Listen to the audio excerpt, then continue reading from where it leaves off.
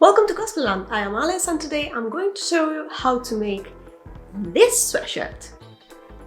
Well, basically I decided to make this cosplay because I really like Power and she likes cats and I like cats like these cuties, so yeah, why not? That's always a good excuse. So, you didn't let me sleep yesterday, Kept me awake at 4 in the morning. You did. So for those of you who like anime, you may know the character Power, which is from Chainsawman, which is a very crazy, very crazy anime. And Power is just one of the demons in it, and she's kind of like a fiend, and basically she is just a very rude person that likes cats. I just wanted to make something quick and easy, and I thought showing you how I make a sweatshirt could be interesting because it's honestly not something that I do very often. Like, I think it's the first time that I do one because I was kind of like scared of not doing it correctly and I thought it was going to be very difficult. But I think the only reason that it was difficult for me in the past was because I did not know how to do it. And I actually discovered that it's a very easy project, even if you are a beginner. I would really recommend you that if you do have something like an overlocker, a serger, just use that sewing machine. You can use the normal sewing machine with a zigzag stitch as well, or with a straight stitch, just finishing the edges with a zigzag stitch. But if you have an overlocker, which is basically the machine that does like this very intricate like seam, it's very useful because they are super fast. You can do this project in one afternoon. It was super easy, and to be honest, I think it took me longer to change the threads of my overlocker than to make the actual sweatshirt. Yeah, if you have changed those threads before, you know what I'm talking about. Anyway, this is just gonna be like a very quick project that, as I said, I just put together in one day just because I wanted to do a silly picture because I think she is funny, and that's exactly what I'm going to be doing.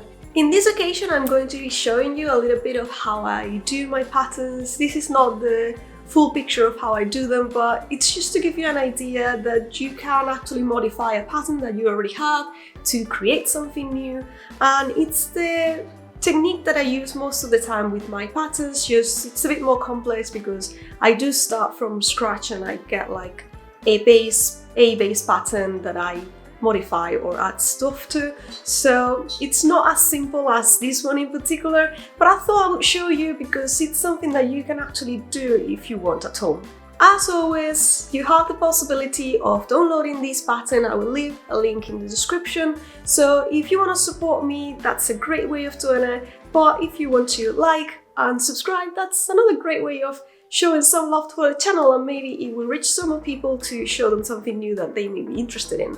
You may be wondering, why would you want to make a sweatshirt from scratch if they are actually so cheap and so easy to find? And the answer is, well, maybe it is easy for you to find that, but honestly, I couldn't find any pink sweatshirts, and the only ones that I found were like £10 or something like that, 10, 12, 15, which is more money than I would like to spend. So I already had the vinyl for the numbers, and this fabric only cost me like £3.50. So yeah, that was the real cost of making this sweatshirt. Plus, I knew that modifying the neck was going to be a little bit complicated because she has like a very wide neck, and just finding something that was exactly what I wanted was not very likely. It probably took me less time to make this cosplay from scratch, including the patterns, than just going around shopping on every single shop trying to find a sweatshirt that would work. And I totally refuse to give money to companies like Shein and stuff like that, yeah, they do have absolutely everything, but honestly, they are so bad for the environment and they treat the people that work for them so badly. I am not going that rabbit hole.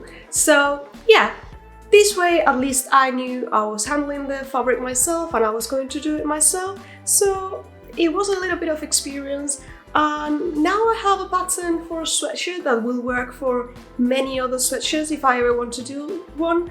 And this is going to be super comfy now in winter when I wear it, and I will be able to wear this every day on my workshop if I want to. So this is how I make this sweatshirt. As you can see, I chose a very comfortable fabric in pink that any cat would love, and it's a sweatshirt kind of fabric, a little bit stretchy on one side, and yeah, something comfortable. Perfect for this project. For this hoodie, or rather it's a sweatshirt, I'm going to be reusing my onesie pattern.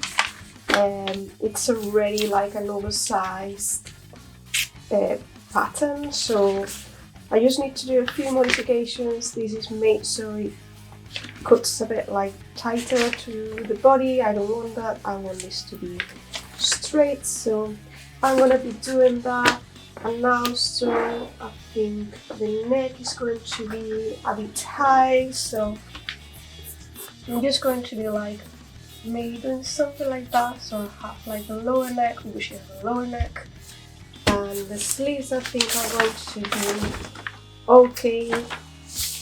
You see, whenever I do my patterns, if anything went wrong in my original pattern, I will just write what's wrong, so I know I have to cut this 1 centimeter shorter. Probably I can do it directly there.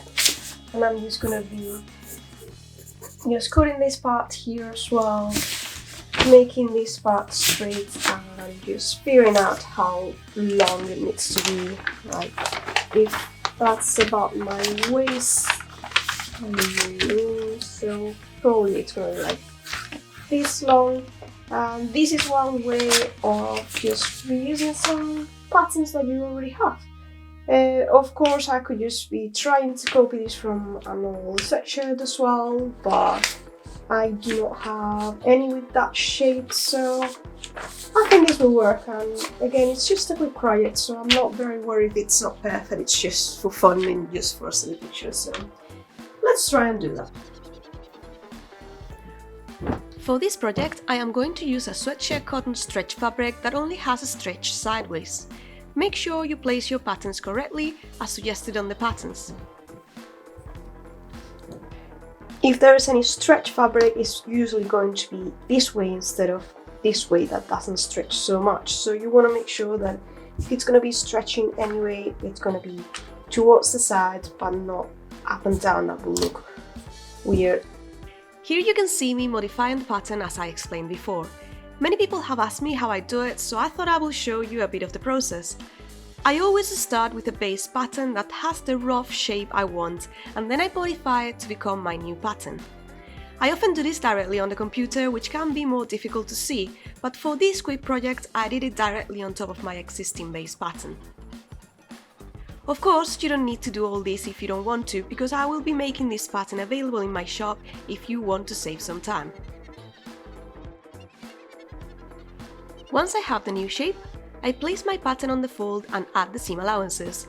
The exact width for your seam allowance will vary depending on if you are using inches or centimeters, and also your preferred finishing methods. Remember to leave a bit of extra space at the bottom hem if you are planning on doing a folded hem. As I will be using my serger to finish my seams, I only need a simple fold and my seam allowance will be quite narrow at the bottom. I like to use weights to keep my fabric from moving, but feel free to use cats as well. I mean, they will be on top of your fabric anyway. Once your pattern is in the right position, you can cut it with scissors, or in my case, I will be using a rotary cutter as I find it faster and more accurate.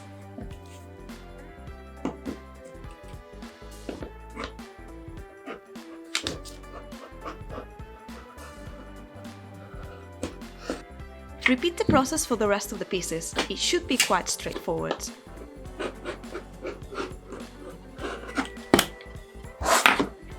And don't forget to cut your cuffs and your collar. Remember they also need to be cut with the stretch going sideways. It is time to assemble the pieces. For now, you only need to sew the top of your shoulders. This will make it easier to attach the sleeve.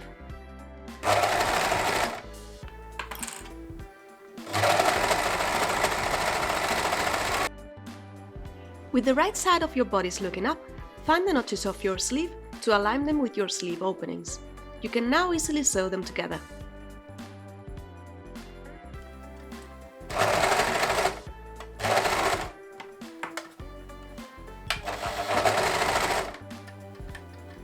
Right sides together, match the seam on your arm side. Pin the sides and close your sleeves and the sides.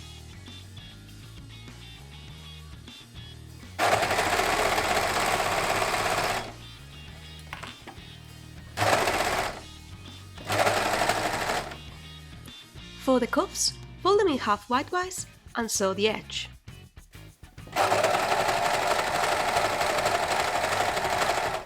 Fold the cuffs in half with the seam looking inwards. I also prepared the collar the same way and folded it in half.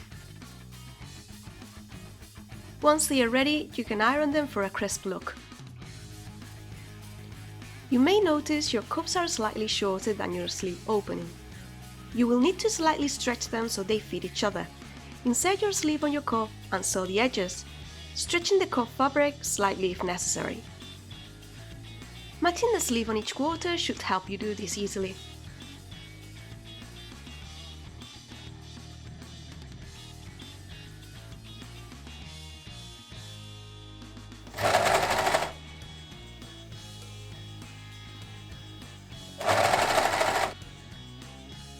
I am going to do the same for the collar, matching the center front, the center back and the shoulders.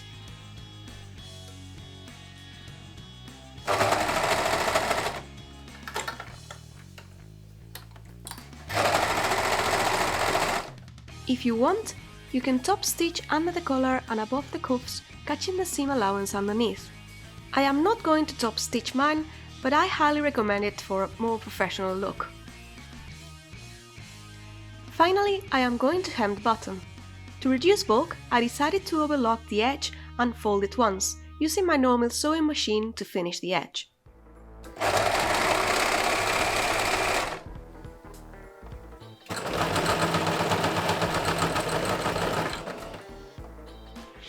And the sweatshirt was ready. But it was missing a very important detail, the numbers at the front. First, I designed them with my computer and I tested several sizes. I used my cutting machine to cut the lines on heat transfer vinyl, but you can use an X-Acto knife instead. I attached a PDF with the design on my pattern, but the cutting files are exclusive to my patrons. There is a lot of extra stuff there, like behind the scenes and work in progress photos, if you ever want to take a look.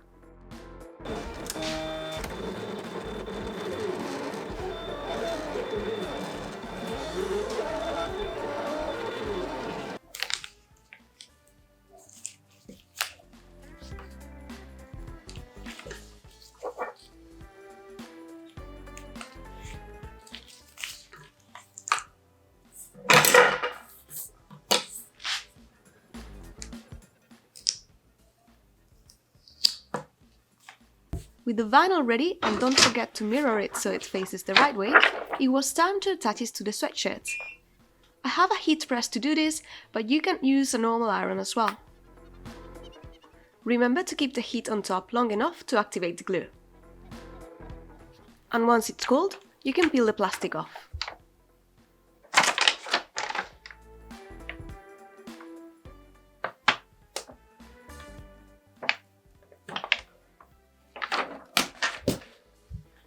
And now, it's time for the reveal!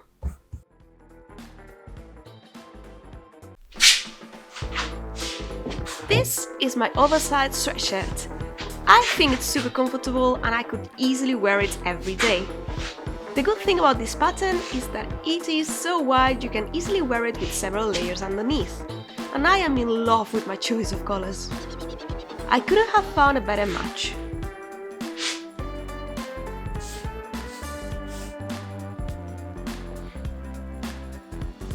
I hope you enjoyed this project, I definitely did. And don't forget to subscribe to the channel if you want to see me wearing the full cosplay in my next video. See you in the next adventure! Bye!